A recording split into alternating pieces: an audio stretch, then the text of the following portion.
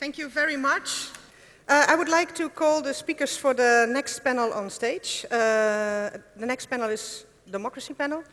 Laszlo Botka, Chairman of the National Council of MSZP in Hungary. Tanja Fajon, the Chair of the Democracy Network. Raymond Johansson, he's the Chair of the PES Abstention Network Working Group. Ian McNichol, Secretary General of Labour UK. And Pat Rabbitte, he is Minister in the government for the Irish Labour Party.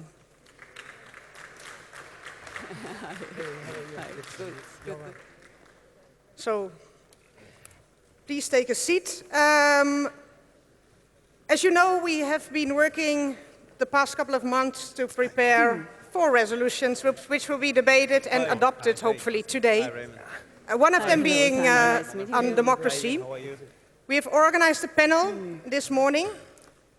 As you can see, we have several eminent speakers who are experts on the topic. They will speak for a few minutes to introduce, and then we hope that after a round of questions, we can go to the resolution and adopt it. In order to have a good, let's say, framework for debate, we have invited an expert also on the topic to introduce, who is Diederik Samsom. He is the leader of the Dutch Labour Party. Thank you. You're welcome. Thank you. Thank you all. My name is Diederik Samsom. I'm the leader of the Dutch Labour Party. It's good to be here. And today we're going to discuss this resolution for a tolerant, inclusive and democratic Europe. And I like the resolution. I agree with the resolution, with all that is in it, to preserve the values of Europe. And I see the logic of it. It contains a convention, it contains laws, it contains a procedure. We are all politicians. We're members of parliament, sometimes even member of government. And we like to work with laws, with procedures, with a convention. But dear friends, there's something greater at stake here. We're talking about the core values of our European dream. And those core values are fundamentally at risk at the moment. We need a more fundamental answer. And to find that answer, I want to take you back to last summer, the summer of war, in which the sudden rise of ISIS in Iraq and Syria shocked the world and brought new tensions directly back to European cities. I want to take you back to last summer, to a European city, a Dutch city, Den Haag, to a pro-ISIS demonstration in the middle of a Dutch town, complete with the black flags, with the symbols of death and destruction, and with the speeches full of hate, of anti-Semitism, of the calls of violence. And I was watching it on television, and all of a sudden, between the flags and the man, you saw that small little boy, 10, 11 years old maybe. He was waving such a black flag of hate, and he was wearing the T-shirt of the Dutch national football team. That picture keeps spinning in my head. What's he doing there? A boy born and raised in a free, prosperous country like the Netherlands, now demonstrating for the caliphate? Maybe he's too young to know. But who gave him that flag? The same guy that bought him the T-shirt? And why is he smiling while the leader of the demonstration shouts his hate speech? Everybody needs headphones. For us, for me, that boy symbolizes the challenge that we face. Because in a few years' time, that boy will have a choice. Do you get rid of the flag, or do you get rid of the T-shirt? Do you fall from some fallacy of extremism, or do you choose the European identity? It's up to us, friends. And in order to convince him, we need to do more than laws and a convention. And especially, we need to be more. We need to be more than a set of political parties. We need to be a movement, a true European movement, defining and defending a new European identity. An identity that has nothing to do with race, nationality, or religion, but an identity that is built from our core European values of peace, freedom, tolerance, democracy. An identity that that boy can choose for. An identity that everybody can choose for. No matter your place of birth, no matter the color of your skin, no matter the God you worship. We Social Democrats, we find it difficult to talk in terms of us and them. Well, there is an us, and there is a them. Not the us defined by race or religion, as the right so often does, but an us that cherishes the precious values of Europe. Freedom, tolerance, nuance, the willing to compromise. And there's a them that despise those values, that fight them with violence, sometimes with deadly consequences. And we need to stand up for our values with more determination and more perseverance than we did so far.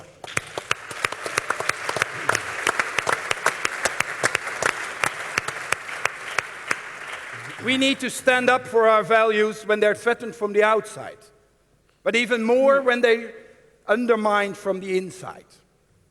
Here in Hungary, where the Orban government shows us on a daily basis how valuable and how vulnerable our values are and how easy it is to get rid of them. We need to stand for our values, and therefore we need to stand with our friends from the MSZP, with Tobias, who's fighting every day for our core European identity. And we applaud you for that.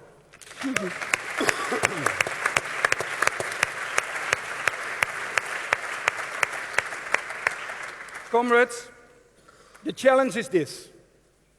Can we unify our enormous diversity under one European identity? I'm convinced we can.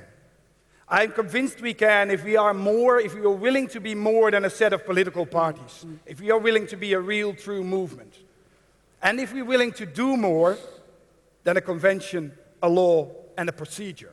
We need to be willing to go out there and to conquer the hearts and minds of that little boy, of everybody else, and of the European people. If we are willing to do that, I'm convinced we can be successful. Thank you very much. Fantastisch. Hartstikke bedankt. Thank you very much, Diederik.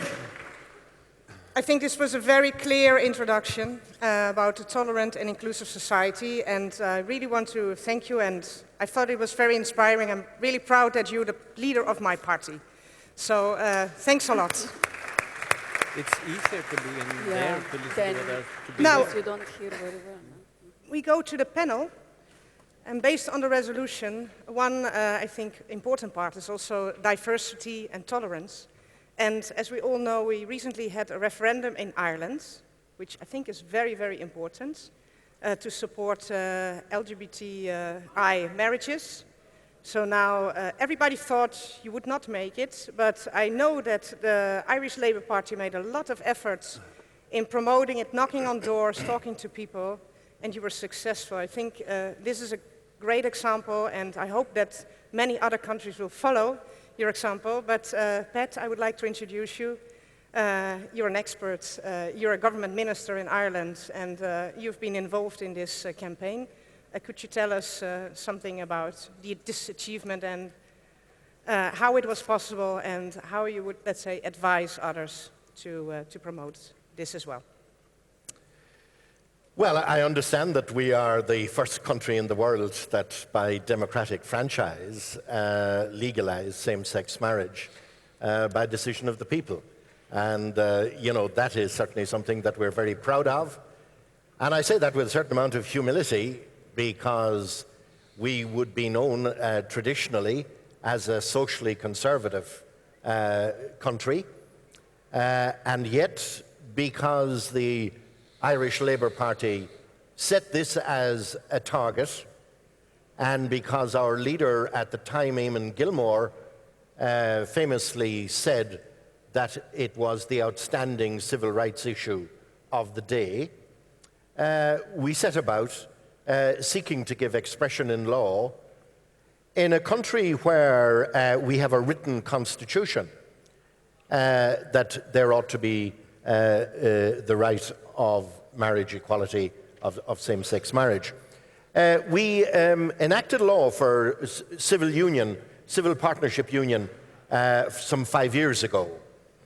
And when the present government was being established in 2011, in extremely difficult financial and economic circumstances, the Labour Party sought to have included in the programme for government a commitment to address the issue of marriage equality.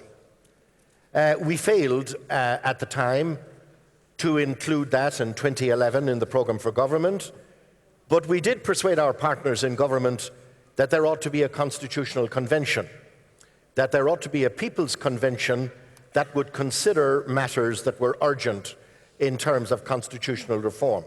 And specifically, we asked that this issue of provisions for the legalization of same-sex marriage would be included in the work of the People's Convention.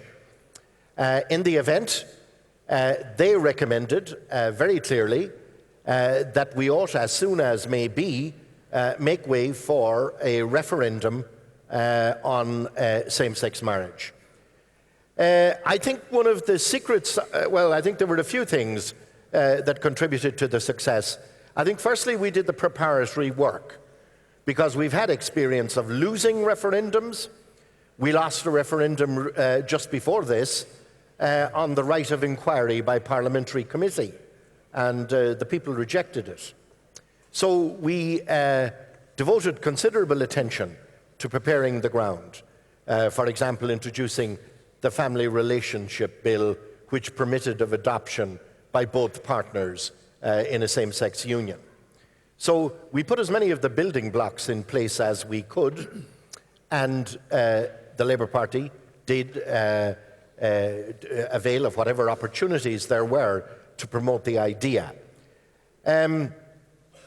Eventually, it was agreed at government that there ought, in the lifetime of this government, and not later than mid-2015, be a formal referendum.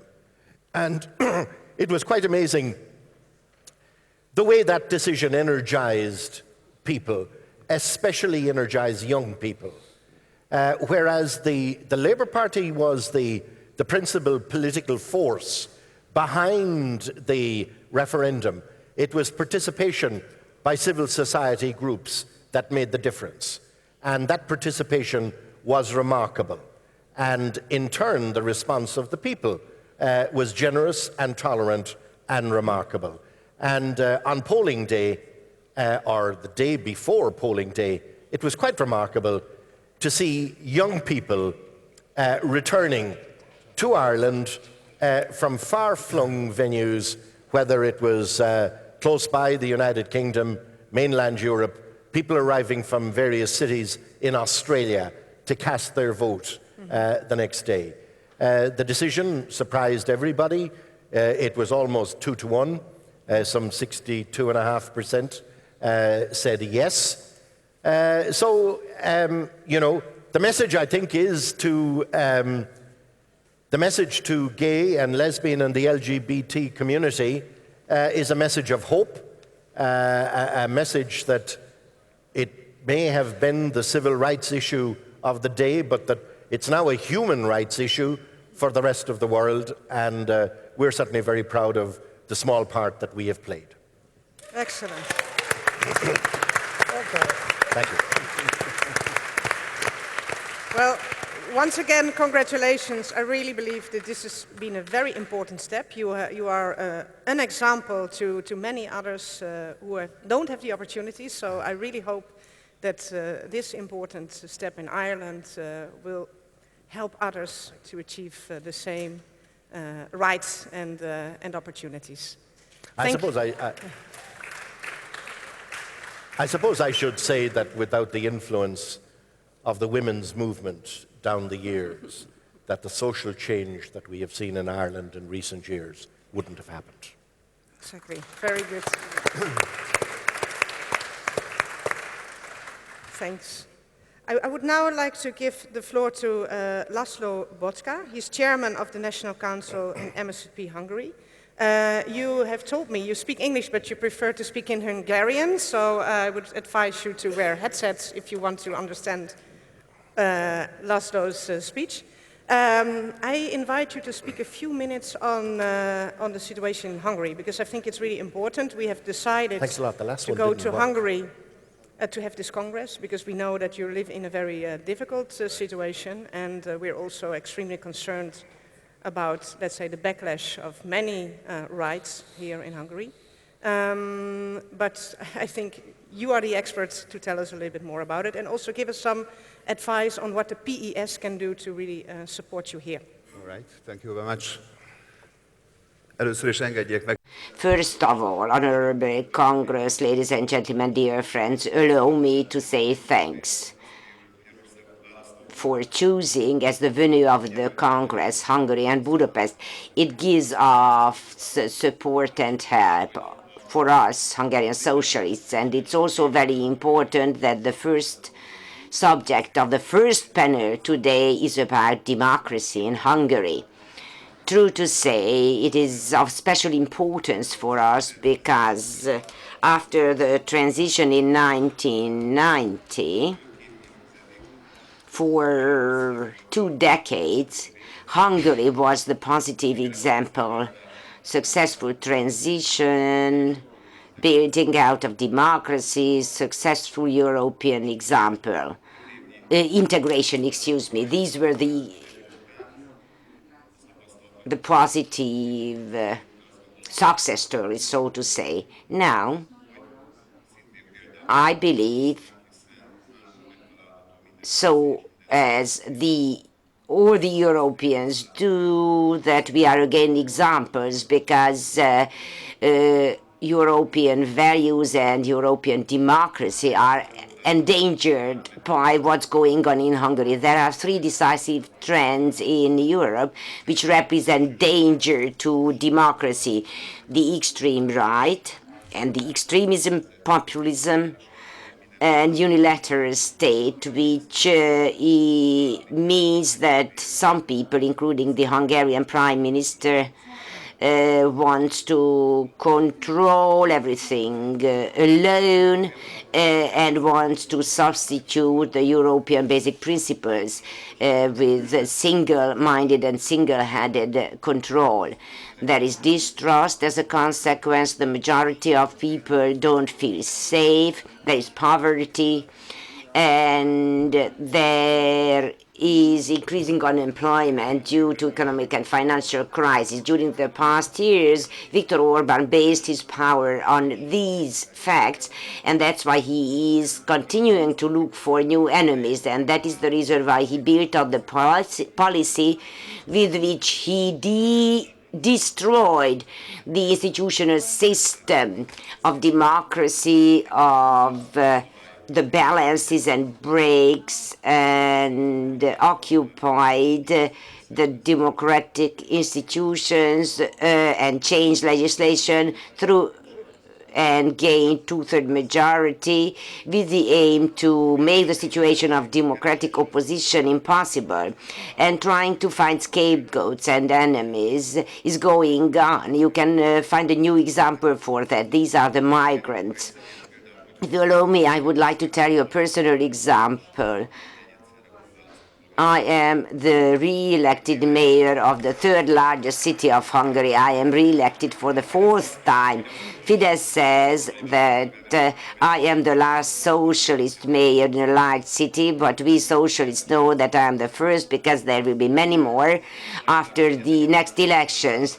I'm talking about Szeged. It's a university town. It's close to the Serbian border. It means that migrants who cross the green border come to Szeged. In January and February, their number reached 1,000 per day.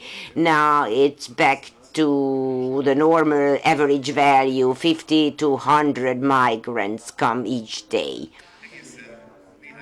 Until a few months ago, the Hungarian government and the migration offices of the Hungarian government authentically stated that this migration does not cause any tension and problem in the Hungarian society. They don't commit crime in large numbers, and they don't want to stay in Hungary.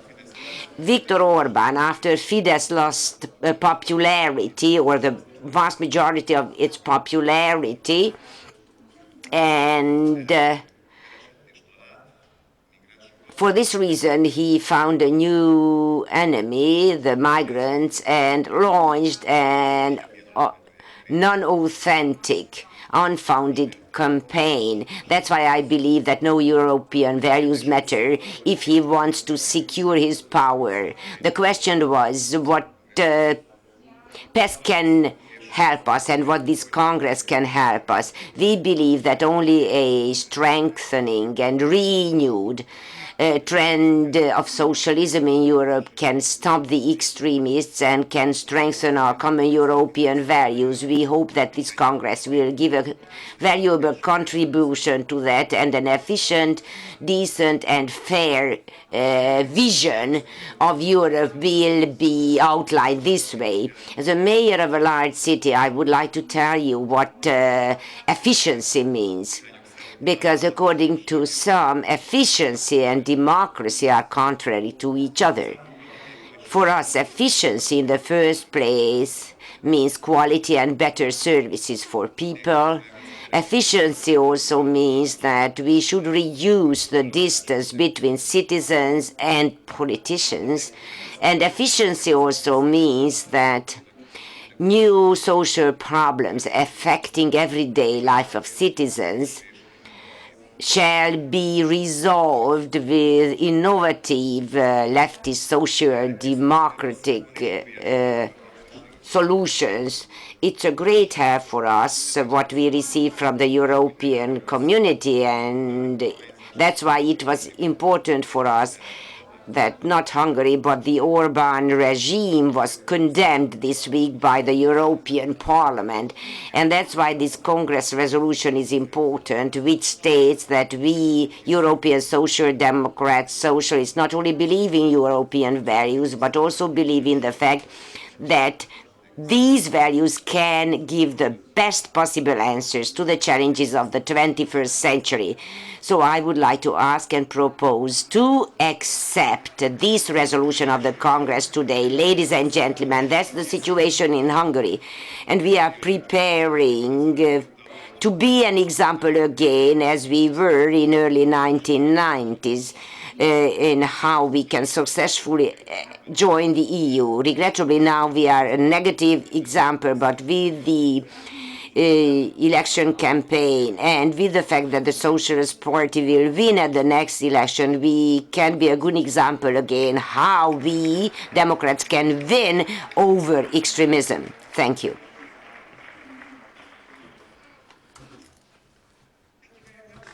Laszlo, so to underline European values, and I really hope that your party will gain some strength and that our presence here can be supportive of that. And well, whatever there is from our side to help you know that all your friends are ready to do it. All right, thank you. Well, thanks so much for explaining the situation. I would now like to give the floor to Ian McNicol, Secretary General of the UK Labour Party. You recently went through an election. You are facing another possible referendum on whether you need to stay inside the European Union or to leave. I think this is a very important debate for all of us. I know that some of our countries had experiences with referenda. Okay, now we have just had the example in Ireland, which was quite successful, but we remember in the past that there were some referenda on particular European issues in Denmark, also in Ireland, Netherlands, France, Slovenia, Sweden, which were a little bit less successful. And we saw that it's not, let's say, connected with parties, but it's that, let's say, across party kind of mobilization, so it's Yeah. an extreme challenge. I'm not quite sure that success is guaranteed in the UK, but tell us, what are your thoughts, and how do you think the Party of European Socialists can be helpful to you?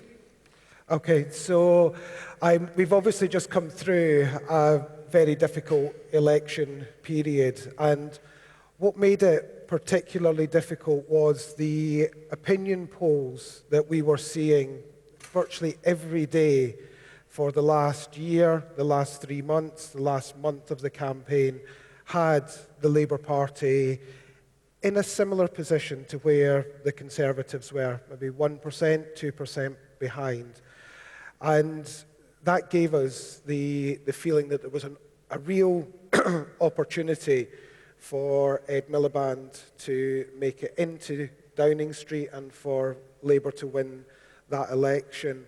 And what we had built, and this fits into the next European referendum and other local elections coming forward, was an organisation, a movement, a Labour movement across the whole of the United Kingdom. Because what we were trying to break down was, and many of you will feel it in your own countries, is that distrust in politics and politicians. And how we felt that we could do that was by moving a lot of our resources out of Westminster into the constituencies, and similar to what happened in Ireland, having conversations on the ground, on the doorstep with people. And in the 3 months and the 4 months in the run-up, we had over 5 million conversations with voters. Our members, our activists, our supporters were out talking. But the problem was the bigger politics, and we weren't able to break through that trust that the people didn't have in the Labour Party to run the economy. And the next referendum, whether it's in 16 or 17, how the Labour Party deals with that is actually going to be affected by what happened on September the 18th in Scotland with the independence referendum. All of the parties that wanted to keep the United Kingdom together came together under the Better Together banner and built a campaign and built an organisation and campaigned all together. And we won the referendum. The Scottish people voted to stay as part of the United Kingdom. But what happened during that was that the Scottish nationalists, the SNP, were able to label the Labour Party as red Tories, so sympathetic and working with the Conservatives. And there is a real concern, because of what happened in the general election with some Labour votes going to UKIP, that there will be the same issues. So when the referendum comes, whether it's in 16, probably more likely in 2017 on the European Union, the Labour Party will be campaigning hard to stay in, but there will be a very distinctive Labour campaign. And the issues that Stefan was talking and addressing Congress on earlier, and a lot of the issues that came up yesterday, are going to be very crucial in terms of making sure that the campaign is built across the country, the trade unions, our members, our activists, and the wider country coming together to drive that. One of the big positives on the Scottish referendum in 2014 was that 16 and 17-year-olds were given the ability to vote in the referendum. Jan and the Labour Party are campaigning for 16 and 17-year-olds to have the vote in the European referendum. The Conservatives are campaigning against that, and we're going to try and push that through the second chamber in the UK Parliament to see if we can do that. The other issue about the Scottish referendum was the turnout. It energised politics in the same way that we saw in Ireland. But the difficulty for the Labour Party was we won the head argument about the future of Scotland and the future of the United Kingdom. And this is really important, but we lost the the heart, the emotional argument about the future of Scotland. And we went, and one of the reasons we did so badly on May the 7th in the election was before that we had 41 Labour MPs in Scotland. And because of how the SNP ran a very good insurgent campaign, even though they're in government, we lost 40 of those 41 MPs, which took us backwards quite a long way. So we need to be careful how we frame the debate, how we campaign, but the issues about a social Europe and the benefits of Europe and how we work with our colleagues across European countries, across PES, across European Parliament, to pick up the best aspects of Europe and to drive that forward. And that is going to be difficult. And I'll finish on this about the media, especially the newspapers and the print media. They went after Ed Miliband and the Labour Party in the most personal attacks that we have ever seen. And that resonated across England. And what happened was David Cameron and the Conservative campaign created fear about what was going to happen if Labour can't make it on their own, and fear in England about the Scottish nationalists joining with Labour to do that. So the campaign needs to be positive, it needs to be of both the head and the heart, and it needs to be a broad-based movement. We need to start to build that and work it through now. Thank you. Thank you.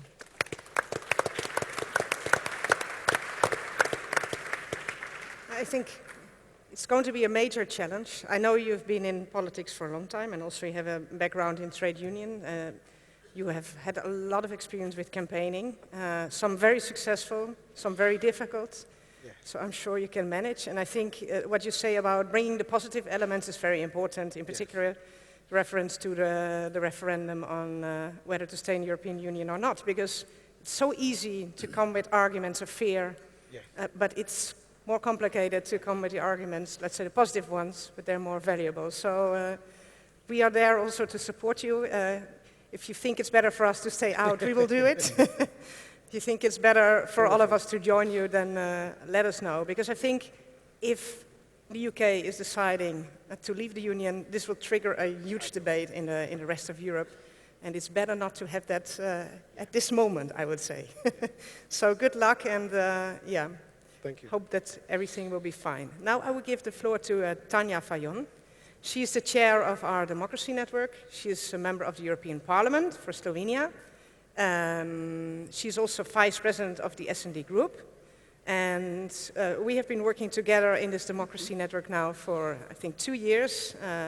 It's been a wonderful experience, and I also think it would be good if you could tell us a little bit more about the experiences with the network, the topics you want to put on the agenda, and also the way we can try to influence the European agenda with concrete proposals and, let's say, with the personal relationships you have also in the European Commission. Tanja. Okay, thank you very much. Let me start with saying, actually to follow up you, it is so easy to spread fear, especially when people are very vulnerable in economic and social, moral crisis that we are facing. And this is exactly what is happening. No European country is immune to threats to democracies, looking at the rise of extremist movements all around Europe.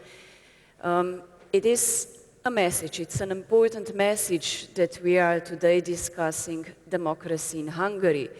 And you were mentioning before, just this week in European Parliament, we adopted an important resolution where we condemned repeated statements of Orban on death penalty that has no place in European Union, in European countries, and as well the discourse he's taking in anti-immigrants issues.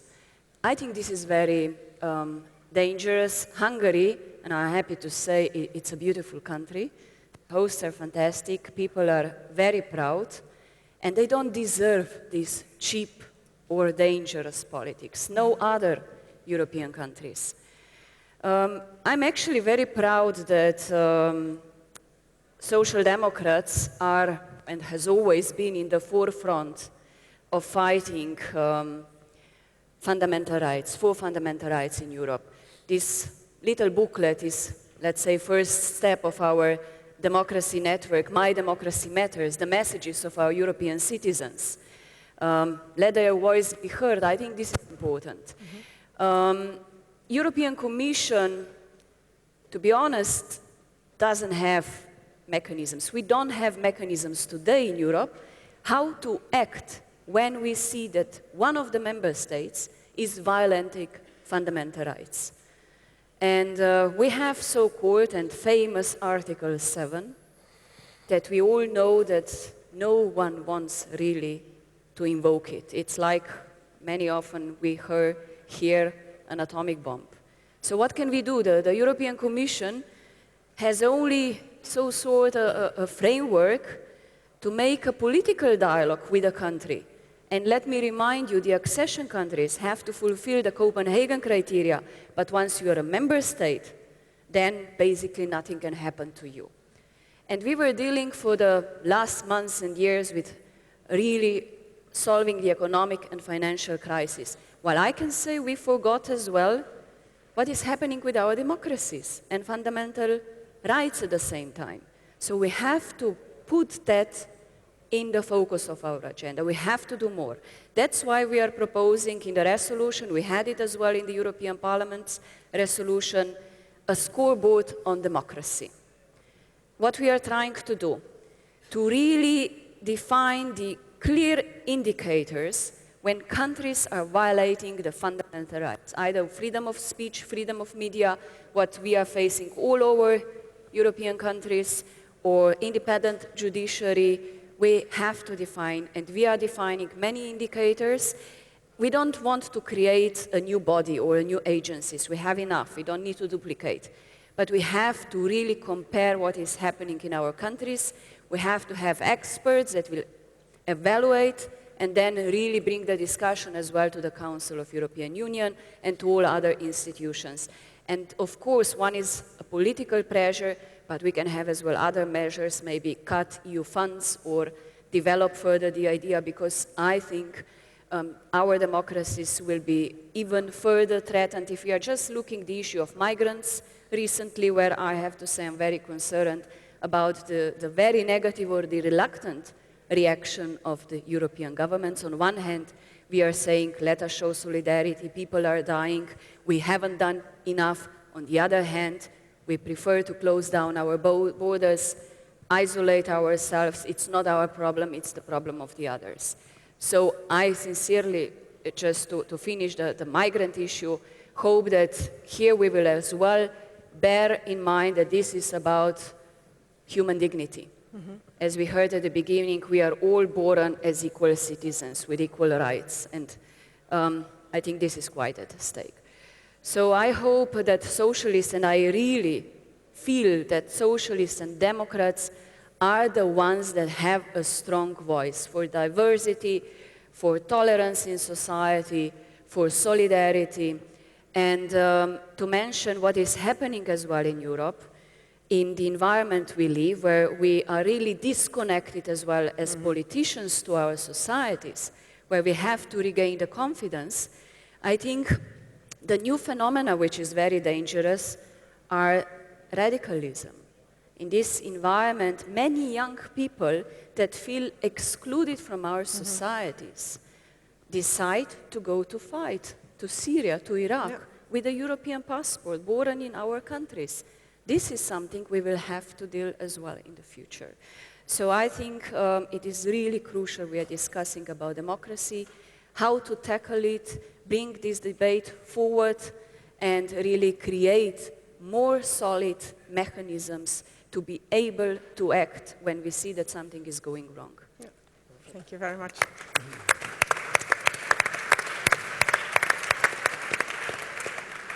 Thank you very much, Tanya. I think what you just said is also very much in line with what the experts who introduced the panel, Diederik Samson, said, that we have to be much bolder, more clear about what we want. And I think this democracy scoreboard can be an excellent mechanism. I know that you work a lot together also with Frans Timmermans, the Vice President in the European Commission, who is a supporter, let's say, of these ideas, who is also very much involved in the development of the ideas. So I have good hopes for the future. One thing you mentioned in your intervention was also that a lot of voters lose trust in politics in general. And that is a good bridge to the next speaker, voter abstention. We've seen in the last European parliamentary elections, again, a decrease, but in general we see a decrease in voter turnout. We are very worried. Therefore, the Party of European Socialist Presidency has decided to have a permanent working group on voter abstention. And they have asked an expert from Norway, Raymond Johansen. You've been Secretary General of the Norwegian Labour Party for a very long time. You've been government minister, and now you are a candidate for the position of the mayor of Oslo. As we are informed, there's a big chance that you are going to win. So let's hope that you will be successful. And in the meantime, you are doing a great job with the working group. You've had several meetings already to study different aspects like youth participation, electronic voting, and other, let's say, strategies to encourage people to go to the polling station. So, Raymond, maybe you can tell a little bit about your work and also to give us an advice on how to re-engage and reconnect with our voters, and in particular with our young voters and women. Thank you, thank you. I think let it sink in. It's 226 million Europeans that not vote. It's the number of citizens in Germany, France, Spain, Greece, Portugal, and Sweden together. This is really a major political challenge for all of us. Let it sink in. Of course, it's a wide range of different topics and reasons why people not vote. Of course, it's about blurring political alternatives, disbeliefs in politicians. It's about lack of information, lack of interest, but it's also about accessibility.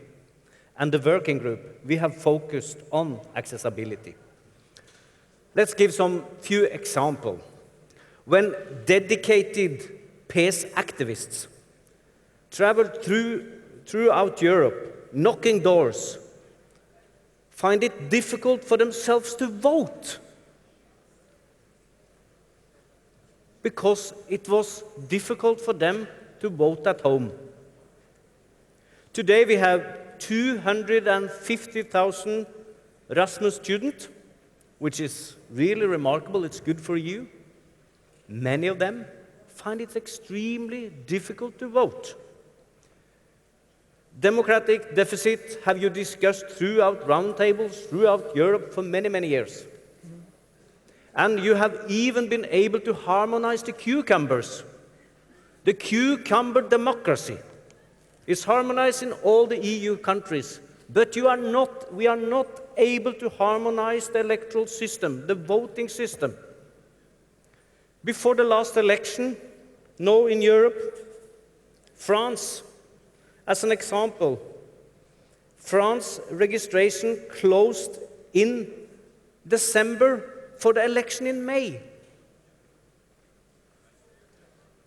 This is a challenge. I think those countries, and it's a few of us, that has early voting. I think those countries who have early voting think other countries also have early voting. The access to vote is different. I don't say that this will solve all the problems. In Portugal, as an example now, the participation fell down to 33%, and due to a survey after the election, 30% gave practical reasons for why they didn't vote. Family, leisure, accessibility. I think it's a lot we can do. Also, look into the practical thing to harmonize, get people much easier to vote. And we have to say, we see ourselves as a popular movement. And popular movements need to be where people are. And people are at different places than they used to be before. In Sweden, for example, people are now able to vote at the airport express, in malls, in libraries. We need to be bold. To vote needs to be much more accessible. Mm-hmm. We need to open up, and I think if, throughout Europe, if we make it, harmonize it, make it much more easier to vote, then we have a good possibility to win back the power in 2017. So, but that work starts now. This is about detail. It's 2017. It's tomorrow. It's tomorrow. We need to start that work now to take bold position and make bold decisions. That's what we have to do. And I think we talk about all kinds of democracies, and which is very, very important thing. But accessibility, it's at least one easy method that we can use. And it will not solve anything. It will not solve all the problems. But I think it will be a step in the right direction. And as a popular movement, we need to look into that. Use Slovakia as an example. In Slovakia, 6% of the youth did a right to vote. 6%. And I think that this is dramatic for democracy and dramatic when we take into consideration that the demographic changes happening in most countries in Europe. The population gets older and older, and the young people not participating in the democracy. So vote at 16 is obviously a question. We have at 18 in Norway. I know it's discussion. We need to continue to discuss that. I know some people are very skeptical, maybe for good reasons. I think to involve youth people earlier, it's important. A short example, in Norway, every high school in Norway, we arrange school debates and school elections ahead of local or general elections. This, I think it's important. Politicians come out to school, and then after they have mock elections, and it raises awareness about the upcoming election. That can be a method to use to also to raise awareness. But I think we need to focus on harmonizing and to make it much more easier to vote. Early voting, accessibility, it's an important part of democracy, and we as a popular movement needs to focus on where people actually are, and they are at different places than before. Thank you.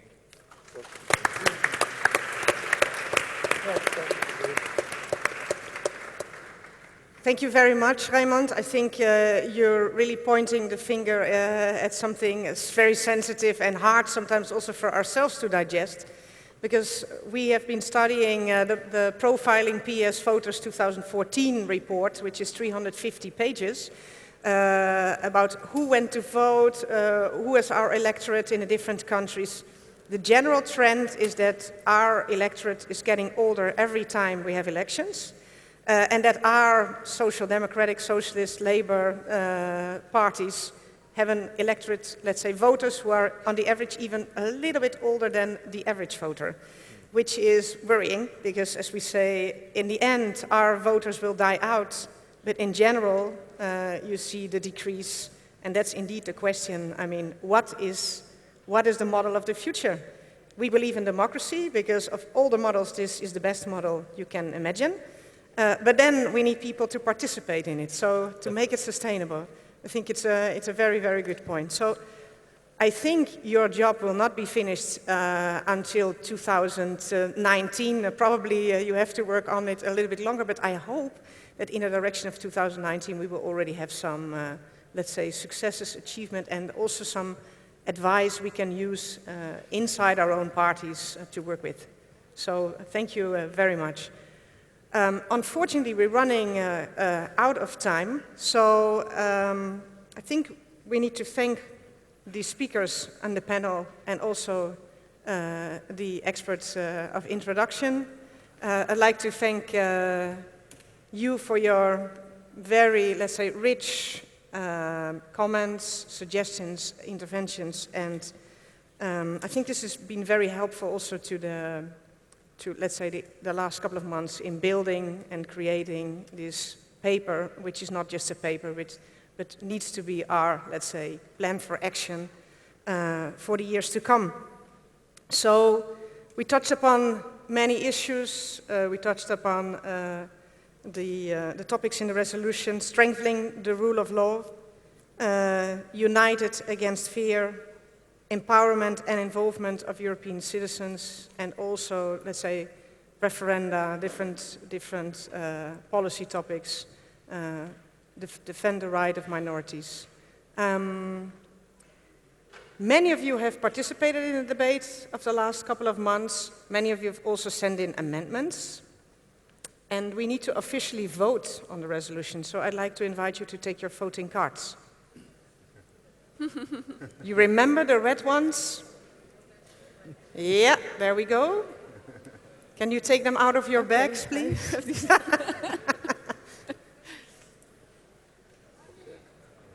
Okay, just to clarify, we're now going to vote on the resolution.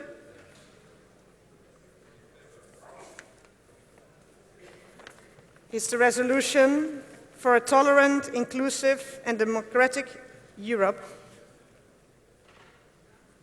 I'll show it to you here.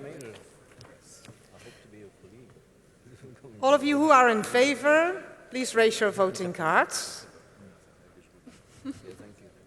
Mine is different. Yeah, good. Mine is this one. Thank you. All of you who are against, please raise your voting cards. No one? Any abstentions? No? Then Congress, thank you very much for the work you've done. We're really grateful. Thanks also to Pat, Ian, Tanya, Raymond, Laszlo, and Diederik. And well, now we go for the next debate. Thank you. Thank you. Pleasure. I